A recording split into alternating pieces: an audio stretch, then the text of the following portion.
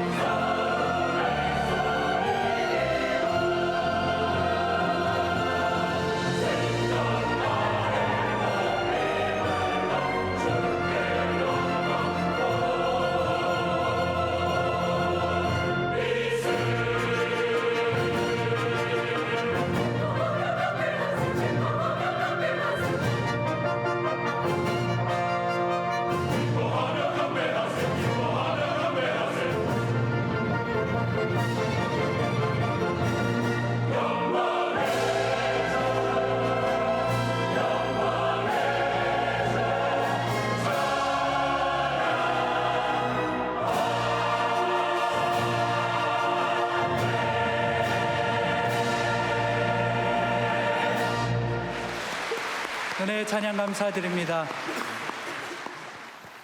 이제 성경 말씀을 봉독하겠습니다.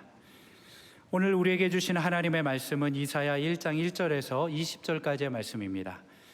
제가 가지고 있는 성경은 구약 성경 968페이지입니다. 주신 말씀 중에서 이사야 1장 1절에서 4절과 9절 그리고 18절에서 20절까지의 말씀을 함께 교독하시겠습니다. 제가 먼저 읽겠습니다. 하나님의 말씀입니다. 유다 왕 우시야와 요담과 아하스와 히스기야 시대에 아모스의 아들 이사야가 유다와 예루살렘에 관하여 본 계시라. 하늘이여 들으라, 땅이여 귀를 기울이라.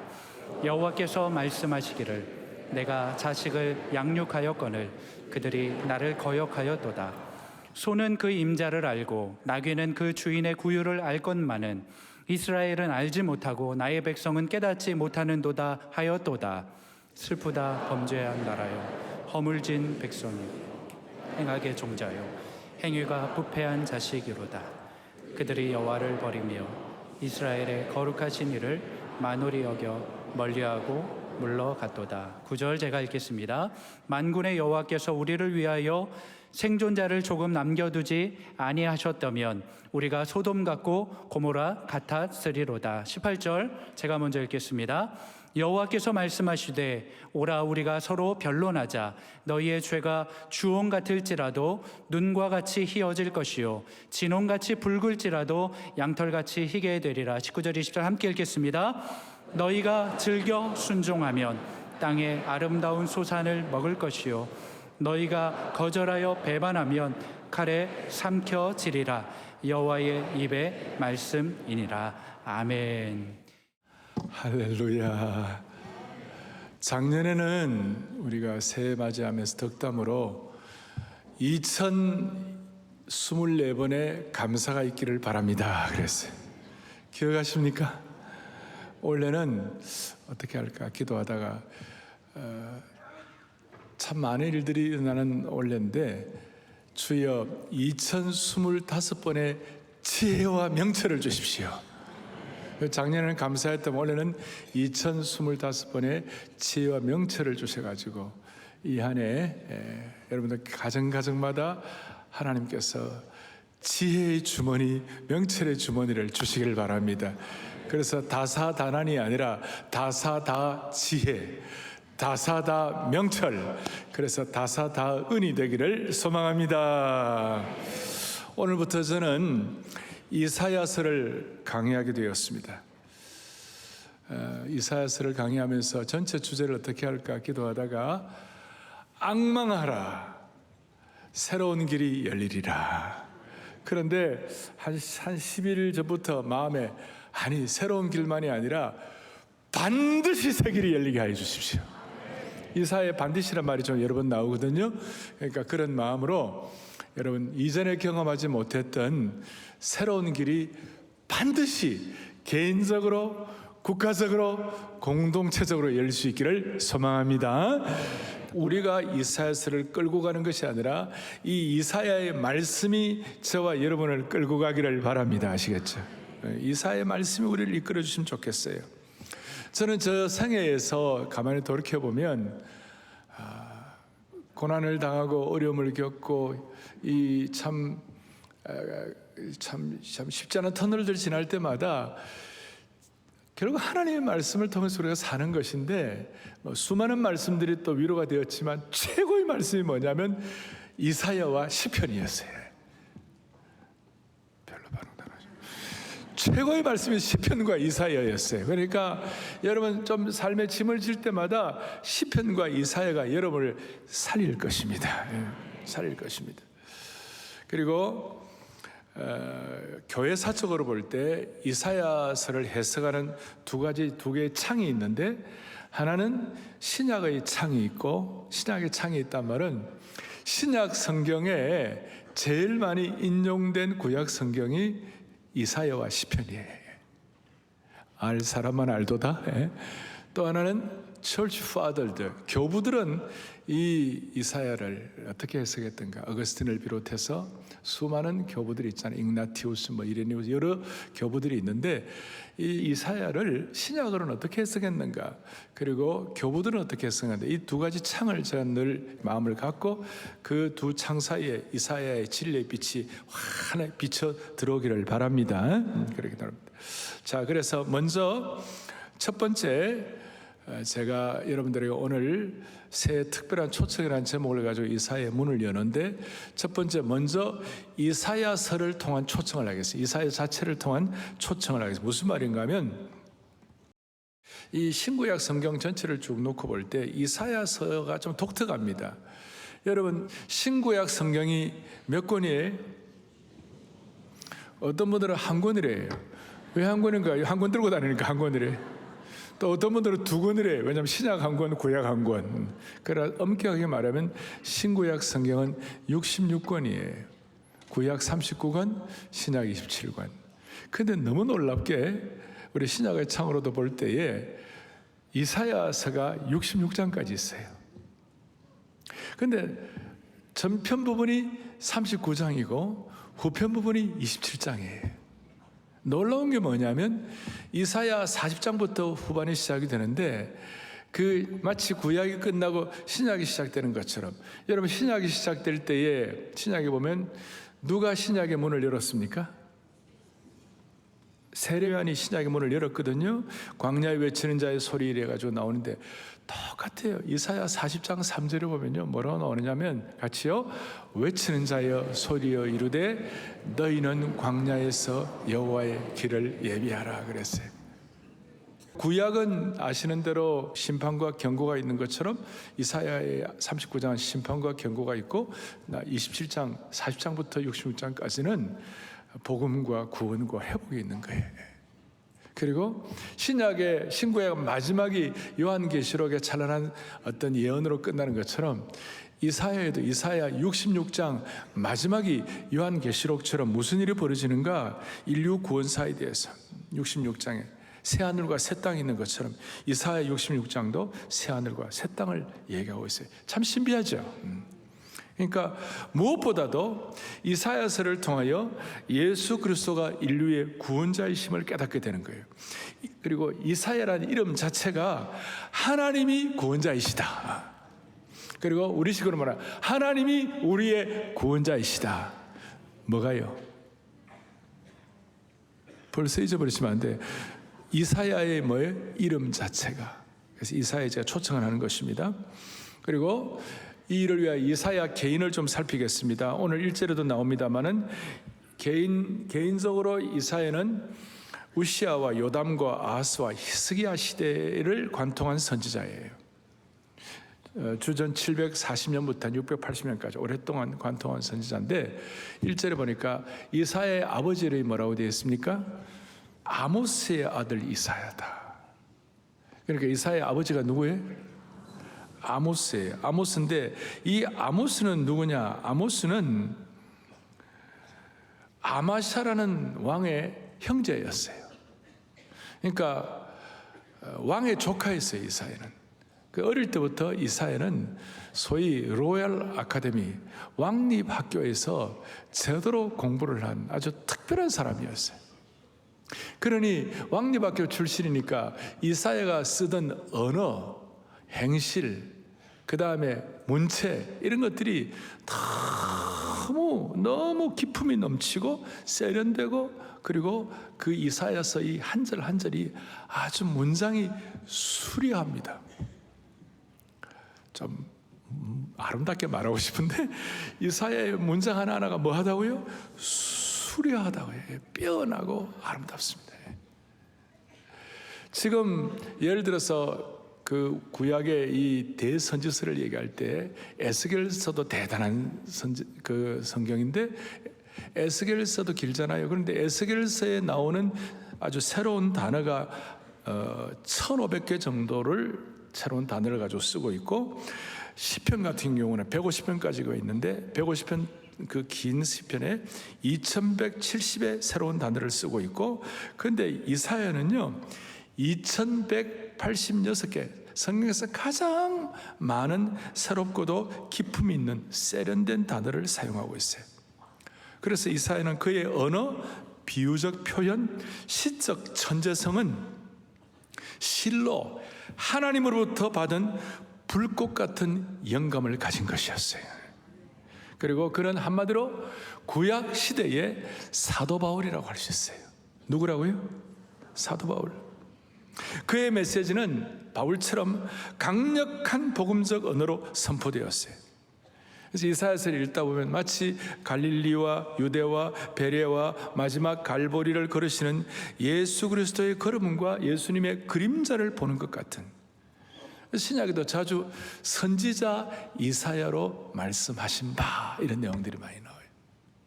제가 지금 전체 성경, 특별히 신약의 창으로 말씀을 드렸습니다. 그리고 이사야 전체에 대한 초청을 하는데, 이사야서의 소중한 특징 중에 하나는 뭐냐면 결코 낙관론을 펼칠 수 없는 참으로 우울하고도 비참한 상황에서도 그는 거룩한 낙관을 놓치지 않는 놀라운 선지자였어요. 낙관론을 펼칠 수 없는 어두운 상황 가운데서도 강력한 복음을 선포하고 하나님의 찬란한 영광을 묘사한 줄로 믿습니다. 앞부분에 보면 이사야 곳곳마다 어두운 멸망, 수치, 고난, 끔찍함, 죽음, 질병, 상실, 노예, 복역의 때, 이런 가능성 없는 절망의 단어들이 수없이 나오지만 동시에 최상급의 수려한 언어로 영원한 약속의 말씀을 선포하는데, 그게 막 우리의 마음을 막 파고드는 거예요. 이제 이사야서를 할 때마다 제가 그 주제에 맞는 찬송도 많이 나오는데요. 물이 바다 덮음같이 여호와의 영광을 인정하는 것, 이게 찬송가 가사가 아니라 이사야서에 나오는 성경 구절을 그대로 인용해 가지고 찬송을 하는 것이에요. 이사야 11장 9절에 보니까 물이 바다를 덮음같이 여호와를 아는 지식이 세상에 어떻게 한다고요? 충만한 거죠. 그러니까 낙관론을 펼칠 수 없는 상황에서도 복음의 능력으로, 말씀의 은혜로 우리의 영혼을 새롭게 하고 혼과 관절과 골수를 쪼개는 살아있는 하나님의 말씀의 능력으로 낙관하고 있는 거예요. 그럼 제 얘기가 아니라 이사야서가 궁극적으로 하나님의 낙관론을 담고 있다는 것을 가장 잘 보여주는 가장 강력한 증거가, 예수님께서 공생애를 시작하실 때 갈릴리 지역에서 처음으로 주님께서 공생애를 시작하시면서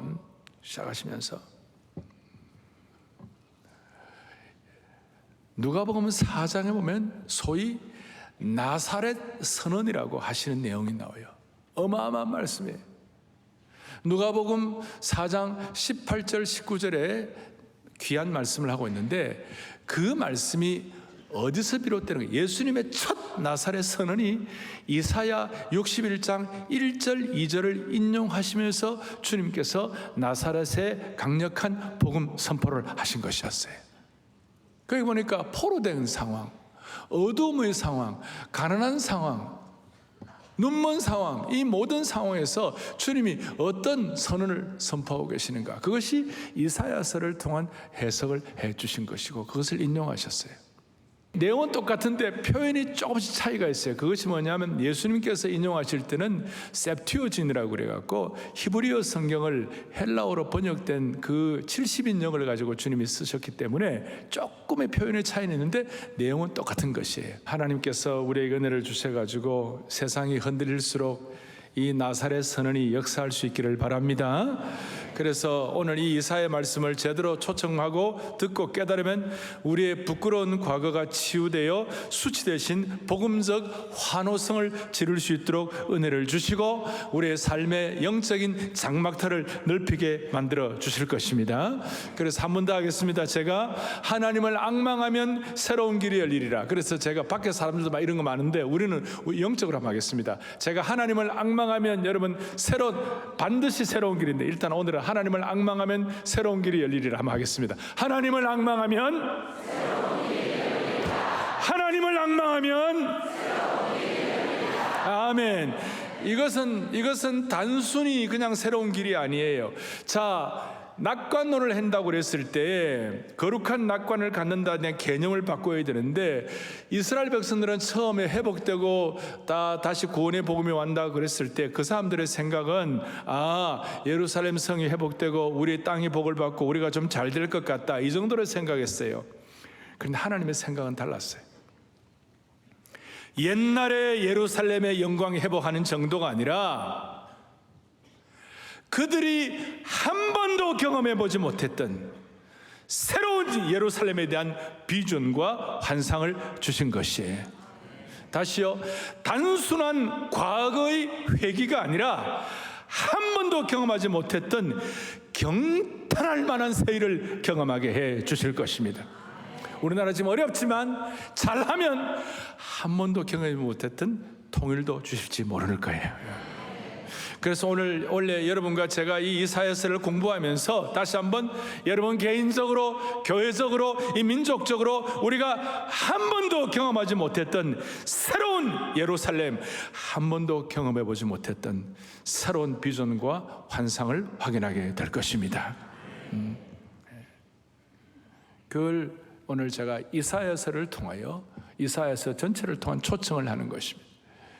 어려워도 말씀을 통해 우리가 거룩한 낙관을 갖게 되는데, 나사렛 선언을 하신 예수님을 본받아 단순한 과거의 회귀가 아니라 한 번도 경험하지 못했던 새로운 차원의 사명과 은혜를 물붓듯 부어 주시옵소서.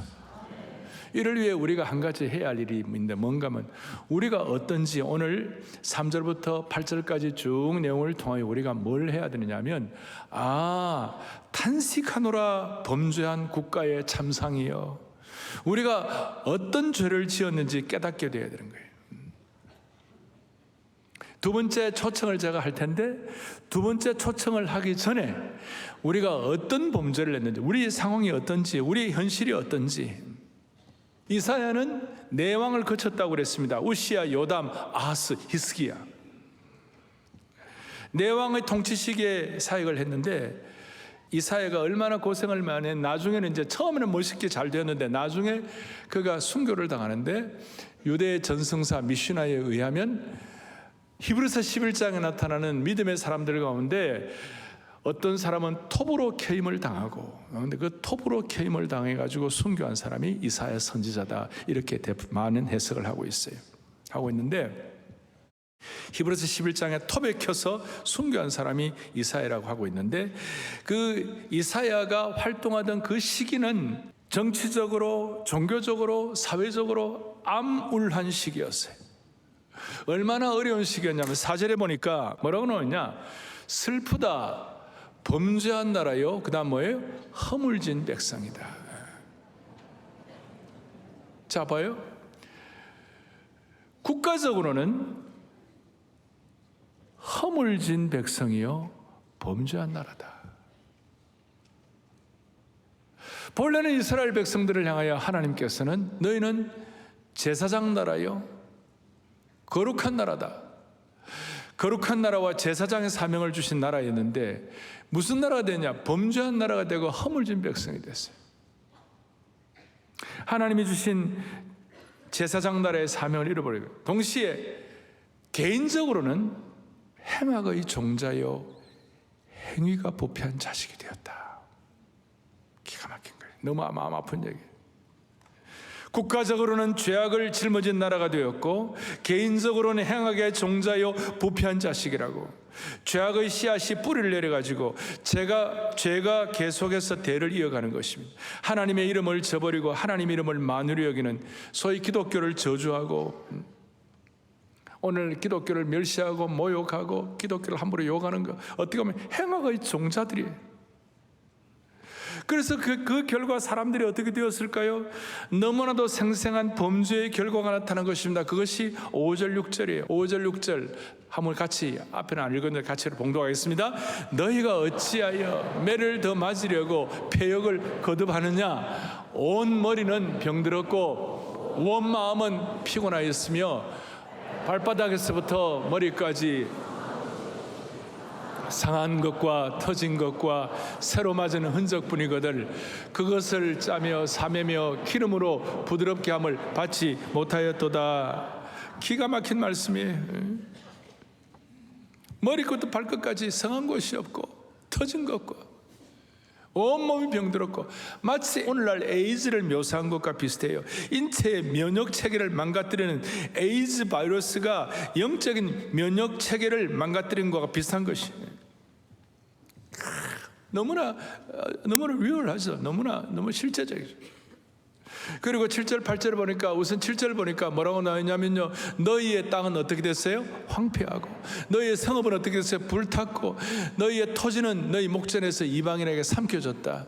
이방인에게 파괴된 것 같이 황폐해 버렸다. 하나님을 등지면 일어나는 끔찍한 일을 묘사하는 것인데, 한마디로 방어막이 없어지고 방어 기제가 사라지고 보호막이 없어진 거예요. 그래서 이 모든 것들을 뭉뚱그려 가지고 3절에서 뭐라고 말씀하시는가? 소는 그 임자를 알고 나귀는 그 주인의 구유를 알건만은 이스라엘은 알지도 못하고 백성은 깨닫지도 못. 무슨 말이냐? 너희들은 소나 당나귀보다도 못하다. 질책하셨어요. 그래서 우리는 우리 자신을 돌아보며 이 국가를 돌아보면서 하나님, 이런 면이 있다면 주님 불쌍히 여겨 주시옵소서, 이런 마음으로. 탄식하노라 범죄한 국가의 참상이요. 이런 기가 막힌 어려움을 우리가 어떻게 해결해야 합니까? 주님이 두 번째로 초청을 하시는데, 8절까지 이런 기가 막힌 어려움이 있는데 9절에서 하나님께서 우리에게 그 암울한 상황 가운데서도 빛을 보여주시는데, 9절에 다 같이 9절 크게 합독하겠습니다. 만군의 여호와께서 우리를 위하여 생존자를 조금 남겨두지 아니하셨다면 우리가 소돔 같고 고모라 같았으리로다. 아멘. 이런 앞부분의 어려움과 참 범죄한 나라의 참상이 있지만 해결 방법은 생존자를 남겨두심으로 말미암아 하나님의 거룩한 씨를 남겨주시는 이 생존자는 다른 말로 하면 남은 자다, 이렇게 했어요. 그래서 이사야서의 곳곳마다 생존자, 남은 자, 생존자, 남은 자, 거룩한 그루터기의 신학이 밑받침하고 있어요. 이사야서의 곳곳마다 수없이 많이 10장에도 11장에도 37장에도 46장에도 제가 대표적인 거 말씀드렸지, 더 많은 곳곳마다 남은 자다, 그의 남은 백성이다, 남아있는 자다, 남은 모든 자다, 거룩한 그루터기다. 생존자를 통하여 하나님께서 우리를 초청하시고 생존자로 초청하시고 남은 자로 초청하실 때 그 남은 자가 거룩한 씨앗이 되어가지고 남은 자를 통하여 하나님께서 그 기가 막힌 상황을 이겨낼 수 있도록 길을 열어주시는 것입니다. 남은 자를 통하여 일하시는 하나님의 개입이 없었더라면 완전히 멸망하고 말았을 것입니다. 그래서 이사야는 이걸 깨닫고 남은 자가 없으면 해결이 안 되겠구나. 주여, 하나님의 백성들은 다 남은 자가 되게 하여 주십시오. 그래서 이사야는 오죽하면 자기가 첫 아들을 낳고 그 첫 아들의 이름을 스알야숲, 이렇게 스알야숲이라고 해가지고 7장에 보면 나오는데, 그 스알야숲이라는 첫째 아들의 이름의 뜻이 뭐냐면 남은 자가 돌아오리라. 오죽하면 아들의 이름을 남은 자, 생존자, 남은 백성이 돌아오리라. 그러니 이 남은 자는 먹구름 위에 은빛 광채라고 말할 수가 있는 것입니다.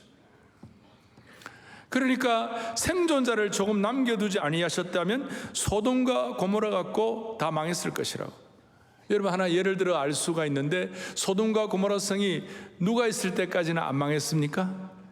롯이 있을 때까지. 롯이 문제가 많지만 그래도 롯을 그래도 남은 자로 남겨놓았고, 롯이라도 있으니까 소돔과 고모라가 안 망했지, 롯이 나오자마자 소돔과 고모라는 불벼락을 맞는 것이.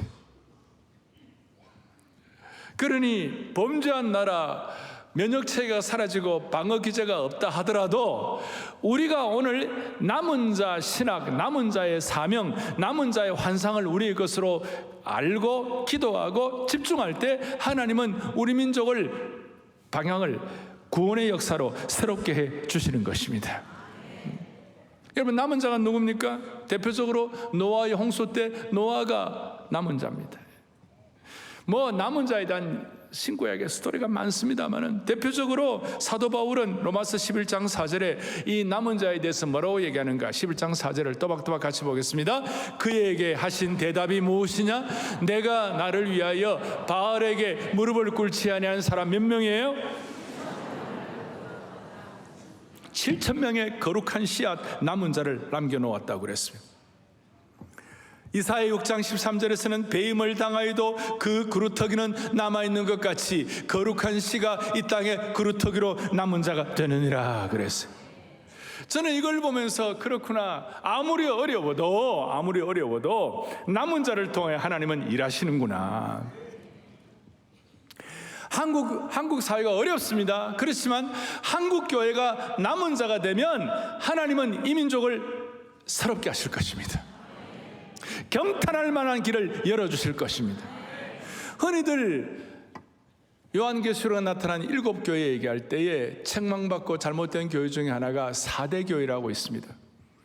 그래서 한국 교회 좀 이렇게 좀 뭐라고 그럴까요? 막 좀 거룩하게 산다고 하는 분들이 4대 교회를 가지고 얘기를 하면서 막 한국 교회 막 뭐라고 그러고 질타하고 그럽니다. 우리가 그런 어떤 내용을 들을 만합니다. 4대 교회의 그 잘못을 우리 인정할 만합니다. 그런데 그 4대 교회의 부족함이 있지만 그 4대 교회를 하나님은 어떻게 해결하셨는가? 요한계시록 3장에 한번 보겠습니다. 4대 교회에 대해서 설명할 때에 요한계시록 3장 1절에 4대 교회를 뭐라고 그럴 때 4대 교회 너는 살았다는 이름은 가사 실상은 너는 죽은 자로다. 모든 것이 끝난 것 같아요. 그런데 요한계시록 3장 4절에 4대 교회에 대해서 같이 하겠습니다. 4대에 그 옷을 더럽히지 아니한 자 몇 명이 너에게 있다. 할렐루야. 망한 줄 아는데 알고 보니까 거기에 4대에도 그 옷을 더럽히지 아니한 몇 명이 남은 자가 있다는 것이에요. 이 남은 자가 시대를 섬기게 되는 것입니다. 존 스타트 목사님은 이 남은 자를 일컬어서 뭐라고 얘기하느냐? 교회 안에 교회이다. 사랑의 교회 성도들이여, 교회 안에 교회가 되기를 바라는 것이에요. 교회 안에. 오늘 우리가 이사야 이 강의 말씀을 들으면서 우리 모두가 다 교회 안에 교회가 되게 해 주셔서 이 민족의 새로운 길을 열어야 할 줄로 확신합니다. 교회 안에 교회인 우리의 남은 사명이 무엇입니까? 남은 자로서 예수님은 4대 교회에 아직 살아있는 남은 자들을 너가 굳건히 하라. 사도 바울은 그야말로 남은 자가 되어가지고 모든 제자를 굳건하게 했다. 자주 사도행전에 나와 있어요. 그래서 우리는 은혜로 남은 자가 된 줄로 믿을진데, 하나님의 은혜로 남은 자가 되어서 교회 안에 교회로서 교회 안에 수많은 사람들을 굳건히 하는 남은 자로서 이 시대에 새로운 길을 열기를 바라는 것이에요. 사랑의 교회와 한국교회는 이 시대의 남은 자로서 세계 복음주의 교회의 쇠퇴를 막게 하여 주시옵시고, 이 시대의 대한민국 교회 성도들은 이사야의 맏아들처럼 스알 야숨이 되어야만 할 것입니다. 이것이 주님 첫 번째 이사야 전체에 대한 초청, 낙관론을 펼칠 수 없는 상황은 나사렛 선언을 하게 하신 하나님, 그 다음에 남은 자에 대한 초청을 통해서 우리가 일하게 하신 하나님을 깨닫는 것입니다. 이제 또 하나의 초청 하나 더 하겠습니다. 오늘 요절로 나와 있는 것인데, 오늘 여러분들 주보에 보니까 이사야 1장 18절에 있는 말씀 가지고 했죠. 여호와께서 말씀하시되, 18절을 다시 한번 또박또박 크게 우리 합독하겠습니다. 여호와께서 말씀하시되 오라 우리가 서로 변론하자. 너희의 죄가 주홍 같을지라도 눈과 같이 희어질 것이요 진홍같이 붉을지라도 양털같이 희게 되리라. 아멘. 놀라운 초청이 있는데, 이사야의 초청, 남은 자의 초청인데, 오늘 보혈복음으로의 초청이에요. 보혈복음에 대한 초청을 하는 것입니다. 오라! 이 오라는 말씀은 출애굽기에도 이사야에도 계시록 계속 나오는데, 이 오라 이 말씀은 와서 내가 나와 싸우겠다 그런 뜻이 아니에요. 소나 당나귀 같이 어리석은 우리를 그냥 내어치지 않으시고 우리를 초청하시는 주님의 음성인 줄 믿으셔야 되는 것입니다. 여기에 제가 말씀을 분석하면서 깨닫는 것 중에 하나가 변론하자 하는 이 말씀이 있는데, 이 변론하자는 말씀은 법정 용어예요. 변론하자는 말씀이 법정 용어인데 이 용어를 변론하자 그래가지고 이걸 가지고 기소를 한다든지 고소를 하기 위한 변론이 아니라 우리를 살리시고 우리를 이해하시고 우리를 변호하기 위한 변론에 대한 초청인 줄 믿으셔야 되는 거예요. 이것은 이 변론하자는 이 말씀은 이치를 따져서 누가 옳고 그른지를 따지는 것이 아니라 여기에 목자의 심정이 담겨 있다는 것입니다. 탕자의 아버지가 탕자를 용서한 것은 언제부터 용서한 것이죠? 탕자가 돌아온 이후에 용서한 것이 아니라 사실은 이미 집을 나설 때부터 아버지는 이미 집을 나설 때부터 아버지는 동구 밖에서 돌아온 탕자가 되도록 기다리고 있는 것이. 그러니까 오라 변론하자는 이 말씀 가운데는 뭐가 담겨 있는가? 용서를 전제하고 우리를 초청하시는 것이. 그래서 제가 오늘 한번 정리를 했는데, 여러분 가장 위대한 진리가 뭐냐? 가장 위대한 진리는 우리가 죄인이라는 걸 깨닫는 것이. 우리가 망하게 된 존재라는 걸 깨닫는 것이. 오늘 3절부터 8절까지 참담한 이런 현상을 우리가 깨닫는 것이. 그런데 더 위대한 진리가 있어요. 그 더 위대한 진리는 뭔가? 가장 위대한 진리는 우리가 죄인이라는 것이지만, 그런데 그보다 더 위대한 진리는 하나님께서 죄인을 용서하신다는 것이다. 이게 복음입니다. 우리가 수많은 부족함도 있고 인생살이 살아오면서 얼룩진 것들 많고 누더기 같은 이런 부족함도 많이 있어요. 그런데 주님은 우리에게 오라 변론하자, 오라 변론하자. 여기에 하나님의 자비가 포함되어 있어요. 소나 당나귀처럼 이해력이 부족한 우리를 하나님 지금도 기다리시면서 설득하시면서 오라고 하시는 것이. 제일 미련 방퉁이 같은 사람 중에 하나가 요나였어요. 하나님이 니느웨의 백성을 불쌍히 여기시고 살리시기를 원하는데 요나를 통하여 복음을 전하니까 갑자기 다 변화되는 게, 요나가 너무 열받아가지고 막 화가 났어요. 그럴 때 소나 당나귀 같은 요나에게 너 하나님의 심정을 못 깨닫구나. 요나가 매우 싫어하고 성내며 하나님께 저항했는데 그를 인내하시고 그를 설득하시고 그에게 자비를 베풀어 주셨어요. 그래서 오늘 우리에게 변론하자는 것은 용서를 전제한 주님의 초청이 있어요. 주님의 초청의 핵심이 뭡니까? 너희 죄가 주홍 같을지라도 눈과 같이 휘어질 것이요 너희 죄가 붉을지라도 양털같이 희게 되리라. 여러분, 주홍과 진홍 색깔은 죄의 깊이를 말해주고, 주홍과 진홍의 피색한 피와 폭력을 상기시키는 색이에요. 끔찍한 죄가 우리에게 있다는 것이. 그런데 이 끔찍하고 죄의 깊이를 말해주고 이 기가 막힌 이 더러움과 오염됨과 이 처절한 이 죄가 주홍 같을지라도 눈과 같이 휘어질 것이요 진홍 같을지라도 양털같이 희게 되리라. 뭘 통하여? 피의 복음을 통하여. 또 다른 보혈 피의 복음을 통하여. 그래서 제가 보혈 복음이라고 그러는데, 어거스틴 교부의 해석의 창으로 볼 때 어거스틴은 뭐라고 말하느냐? 교부 어거스틴의 해석 가운데 예수님 자신이 먼저 이 피의 복음을 통하여 해처럼 찬란하게 빛나가지고 그 주님과 부딪히는 수많은 영혼들은 치유받고, 그래서 나 자신부터, 어거스틴 나 자신부터 치유받고, 바울이 완전히 치유받고, 진홍 주홍이 눈 양털과 같이 되어졌다. 그래서 이렇게 초청받아 변화받은 사람들이 결국은 또 남은 자의 역할을 하게 되는 것입니다.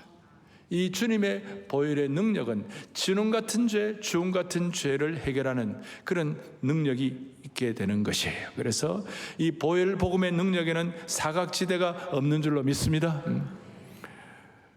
히브리서에 나오는 것처럼 피 흘림이 없이는 죄 사함이 없느니라. 예수님을 구세주로 믿는 모든 사람들은 예수님의 보혈 복음이 우리를 죄에서 우리를 자유케 한 줄 알고, 우리도 모르게 죄에서 자유를 얻게 하면 보혈의 능력,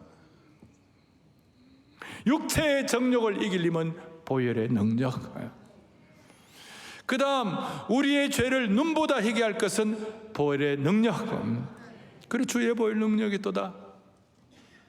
이 보혈 복음의 능력은 사각지대가 없다고 그랬어요. 만약에 우리가 파란 눈에 안경을 끼면 다 파랗게 보이고, 붉은 안경을 끼면 다 붉게 보일 것입니다. 근데 하나님이 우리를 보실 때 우리 진홍 같고 주홍 같은 붉은 거 있지만 예수 그리스도의 보혈의 색깔로, 예수님의 보혈로 우리를 덮어가지고 예수님의 보혈 렌즈로 우리를 보시기 때문에, 그리스도의 피를 통해 우리 모두를 보시기 때문에 깨끗하고 순수하고 용서받은 모습이 되는 것이에요. 제가 좋아하는 구절 중에 하나가 요한계시록 7장 14절, 크게 다 같이 이렇게, 요한계시록 7장 14절 시작. 이는 큰 환난에서 나오는 자들인데 어린 양의 피에 그 옷을 씻게. 아멘. 우리의 그 옷이란 누더기같이 더러운 옷들인데 다 어디에 씻었다고요? 어린 양의 피에 씻은 거예요. 보혈 복음에 씻은 거예요. 오라 너희 죄가 진홍 같을지라도 주홍 같을지라도 흰 눈같이 양털처럼 희귀하는 그 은혜를 우리가 받게 된 것입니다. 할렐루야. 오늘 이 이사야의 말씀을 통하여 이사야 자체에 대한 초청도 받지만 남은 자에 대한 초청을, 복음의 능력을 보혈의 복음으로 씻음받아 이걸 우리가 응답하고, 이미 보혈 복음에는 이미 초청받은 우리들이지만 이걸 오늘 깨달을 때, 더 깊이 깨달을 때 새로운 길이 열리는, 국가적으로도 개인적으로도 열리는 그런 은혜가 있게 될 것입니다. 그래서 인간이 할 수 있는 최고의 결단이 있다면 이 보혈 복음에 의지해 가지고 우리가 남은 자 거룩한 씨로 헌신하는 것입니다. 다시 한번, 그럴 때 우리의 마음과 가정과 국가의 미래가 열리게 될 겁니다. 그리고 이 초청에 응할 때 단순한 해결 정도가 아니에요. 어마어마한 일이 벌어질 거예요. 뒤에 이사야, 제일 뒤에 이사야 60장 18절에 보니까 때가 이르면, 함께 보죠. 때가 이르면 문나라와 언어가 다른 민족들을 모으리니 그들이 와서 나의 영광을 볼 것이며. 아멘. 한 번도 가보지 않은 길이지만 우리가 생각하는 적당한 과거의 회기가 아니라, 과거의 부흥 정도가 아니라, 때가 되면 문 나라의 언어가 다른 모든 민족을 모으리니 그들이 와서 나의 영광을 볼 것이다. 작년 12.7에 우리가 기도한 제목들이 올해 12.7에 세계복음주연맹총회를 통하여 이런 영광이 그대로 나타나기를 바라는 겁니다. 소위 WEA라는데, 어떤 사람은 잘 모르고 뭐 WEA가 어떻다 그런 얘기 하는데, WEA는 순수한 복음, 우리 장로님 기도한 것처럼 정통보수, 열린보수, 그 다음에 모두가 다 순전한 복음, 이 보혈 복음을 선포하는 올해 10월 마지막이 될 겁니다. 놀라운 일이 벌어요. 그래서 제가 WEA를 자꾸 묵상하다가, WEA가 뭔가, We are, We ace, We amazing이 될 것이다. 이건 그냥 되는 게 아니라 이사야 60장 18절에 무슨 일이 벌어지는가? 문나라의 사람들이 와가지고 세계 교회 지도자들이 서울에 모여가지고 기도할 때 하나님이 이 민족의 문제를 적어도 올해 10월 이전에는 싹 다 해결해 주실 것을 믿습니다. 그러니까 우리가 코로나의 강, 100년 만에 한번 올까 말까 하는 코로나의 강을 스가랴서를 통하여 우리가 이겨내었듯이 이 국가적인 위기의 강을 이사야서를 통하여 이겨낼 수 있기를 바랍니다. 이런 말이 있습니다. 옛날에 좀 말이 안 되는 얘기지만 믿음 좋은 어른이 고속버스를 탁 타고 옛날에 뒤를 탁 돌아보면서 오늘 너희들은 나 때문에 사는 줄 알아라 그랬대. 말이 안 되는 거지만, 그렇지만 우리들 때문에 이 민족이 살 수 있도록 하나님께서 주시는 이 초청에 응하심으로 우리 모두가 한 분 한 분이 보혈 복음에 기초한 하나님 나라의 남은 자가 되어 이 시대를 살리는 거룩한 주의 종들 되기를 바랍니다. 여러분, 이 기도 제목 자체가 벌써 여러분을 살려주실 것입니다. 주의 보혈 능력이 또다 찬양하고 우리 기도하겠습니다. 주의 능력이 또다 능력, 주의 보혈, 그의 피 믿으오. 주의 보혈, 주의 보혈, 그 어린 양의 그 어린 양 매우 귀중한 피로. 아멘. 가슴에 손을 얹겠습니다. 저와 같이 오늘 이 기도함으로 말미암아 여러분 가정도 세워지고 한국교회 영적 지도력도 세워지게 하여 주시옵시고 이 민족의 지도력도 회복되기를 바랍니다. 하나님 아버지, 혼돈의 시대에 예수님께서 초청하시는 이사야의 말씀을 통하여 하나님을 앙망함으로 말미암아 반드시 새로운 길이 열리게 될 줄로 믿습니다. 범죄한 나라, 절망적인 참상 앞에서 눈물로 탄식할 뿐만 아니라 오늘 남은 자의 초청을 받아 보혈 복음의 능력을 가지고 우리 온 성도들 교회 안에 교회가 되게 하여 주옵소서. 정말 은혜 받은 남은 자가 되게 하여 주옵소서. 오라 변론하자는 주님의 용서의 초청을 통하여 주음같이 붉은 끔찍한 죄를 씻어주시는 예수 그리스도의 초청을 우리가 이미 믿고 확신하면서 모든 성도들 보혈의 능력을 통하여 몸과 모든 상황과 국가가 새로워지는 능력을 받게 하여 주시옵소서. 다시 한번 상상조차 해보지 못했던 새로운 길을 열어주시는 주님을 찬양하옵고 우리 주 예수 그리스도를 받들어 간절히 기도 올리옵나이다. 아멘.